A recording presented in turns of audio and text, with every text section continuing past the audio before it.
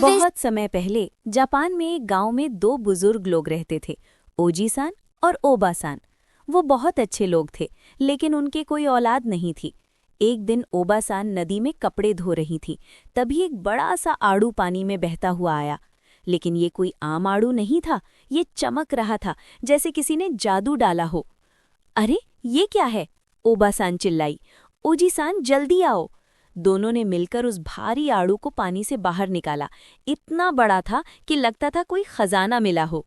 घर पहुंचकर दोनों ने सोचा कि इस बड़े आड़ू को काट कर खाते हैं, लेकिन जैसे ही ओजी-सान ने चाकू उठाकर आड़ू पर रखा, क्रैक! आड़ू खुद ब खुद खुल गया। एक तेज रोशनी निकली और अरे वाह, अंदर से एक सुंदर सा बेबी निकला। लेकिन ये कोई ऑर्डिनरी बेबी नहीं था। वो इमीडिएटली खड़ा हो गया, मुस्कुराया और बोला, नमस्ते, मेरा नाम मोमोतारो है, आड़ू का बेटा। भगवान ने मुझे इस दुनिया में भेजा है बुराई को हराने के लिए। ओजी-सान और ओबा-सान की खुशी का ठिकाना नहीं था। उनका सपना पूरा हो गया था। मोमोतारो दिन ब दिन बढ़ता गया और साथ साथ उसकी ताकत भी। वो कोई ऑर्डिनरी लड़का नहीं था। वो अकेले ही बड़े से बड़े पेड़ को उठा देता, पत्थरों को ऐसे हिलाता जैसे फेदर हों।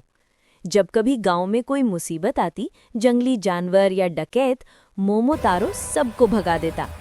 गांव वाले कहते थे, हमारा मोमोतारो किसी सुपरमैन से कम नहीं। लेकिन उसकी सबसे बड़ी बात ये थी कि वो अपनी शक्ति सिर्फ अच्छे काम के लिए इस्तेमाल करता था। लेकिन एक दिन गांव में बुरे बादल छाने लगे।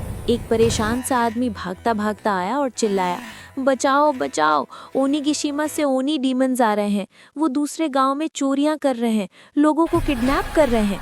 ओनी डीमंस वो भयंकर लाल और नीले रंग के राक्षस जिनके सिर पर सींग थे और हाथ में बड़े बड़े गड़े यानी क्लब्स थे।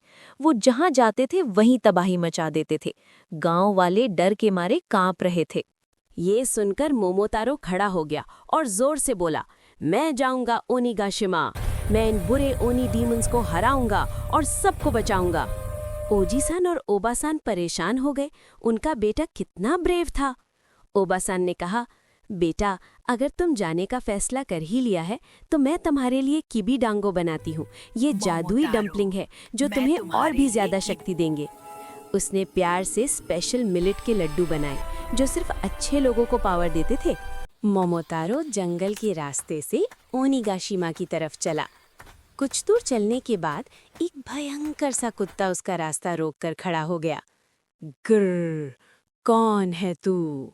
कुत्ता ग्राउल किया। मोमोतारो डरा नहीं बल्कि मुस्कुराया और बोला, मैं मोमोतारो हूँ, तू भूखा लगता है, ये ले किबीडांगो। डॉग ने डम्पलिंग खाई और वाह, उसमें जादुई ताकत आ गई। मास्टर, अब मैं तुम्हारे साथ हूँ। ओनी डीमन से लड़ने चलते हैं। पहला टीममेट मिल गया। आगे चलते समय एक स्मार्ट मंकी पेड़ों से कूदता फांदता आया। रुको, तुम कहाँ जा रहे हो? मंकी ने पूछा। मोमोतारो ने अपना मिशन बताया। इंटरेस्टिंग, मंकी बोला, मुझे भी एडवेंचर चाहिए। मोमोतारो ने उसे भी किबीडांगो दी। मंकी ने खाते ही वो और भी तेज और क्लेवर हो गया। अब मैं ऊंचाई से एनिमी की जासूसी कर सकूंगा। टीम में दूसरा साथी जुड़ गया। पहाड़ों के पास एक खूबसूरत रंग बिरंगा फेजेंट उड़ता हुआ दिखा। तुम लोग कहाँ जा रहे हो इतनी जल्दी में? उसने आसमान से पूछा। जब मोमोतारो ने बताया कि वो इनोसेंट लोगों को बचाने जा रहे हैं, फेजेंट का दिल भर आया। मैं भी आता हूँ। किबीडांगो खाने के बाद फेजेंट की उड़ान और भी तेज हो गई, आंखें और भी शार्प हो गई। अब मैं आसमान से सब देख सकूंगा। परफेक्ट टीम बन गया। लैंड, ट्रीज और स्काई सबको कवर कर लेंगे। समुद्र किनारे पहुंचकर टीम ने देखा, दूर में एक डरावना सा टापू था, ओनिगाशिमा। काले बादल, बिजली चमक रही थी। फेजेंट उड़कर स्काउट करने गया। मंकी ने पेड़ों से लकड़ी जुटाई। डॉग ने अपनी मजबूती से नाव बनाने में मदद की। मोमोतारो ने सबको गाइड किया।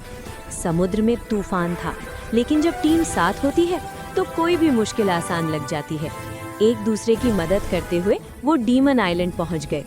डीमन आइलैंड पर एक विशाल किला था, काले पत्थरों का, जिसमें भयानक ओनी डीमंस रहते थे। लेकिन अब मोमोतारो की टीम तैयार थी।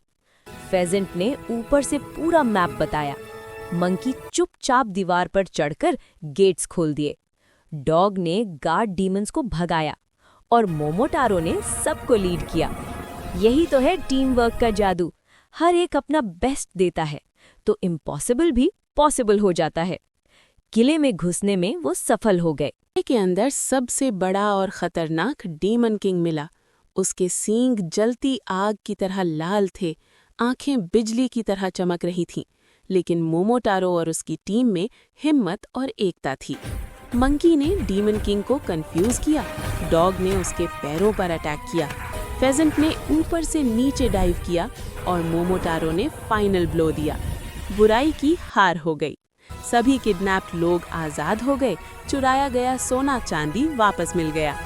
जब मोमोटारो अपनी टीम के साथ गांव वापस पहुंचा तो पूरा गांव खुशी से नाच उठा। मोमोटारो मोमोटारो सब चिल्लाने लगे। ओजी-सान और ओबा-सान की आंखों में खुशी के आंसू थे। हमारा बेटा सच्चा हीरो है। रेस्क्यूड लोगों ने धन्यवाद दिया। पूरे गांव में फेस्टिवल मनाया गया। म्यूजिक, डांस, खाना पीना सब कुछ। मोमोटारो ने सभी ट्रेजर गांव वालों में बांट दिया, क्योंकि असली खुशी शेयरिंग में है, कीपिंग में नहीं। उस दिन के बाद मोमोटारो और उसके 3 दोस्त हमेशा साथ रहे। वो अपने गांव के रक्षक बने और जब भी कोई मुसीबत आई सब मिलकर उसका सामना किया। मॉरल ऑफ द स्टोरी, जब अच्छे लोग साथ मिलते हैं तो बुराई कितनी भी बड़ी क्यों ना हो, हार जाती है। करेज और टीम वर्क से कोई भी गोल अचीव कर सकते हैं। अकेले चलोगे तो सिर्फ तेज चलोगे, लेकिन साथ चलोगे तो बहुत दूर तक जाओगे। मोमोटारो की तरह हमें भी दोस्तों के साथ मिलकर अच्छाई के लिए खड़े होना चाहिए। अगली कहानी में फिर मिलेंगे। Sayonara. Hi kids, hope you liked the video. Subscribe for more videos.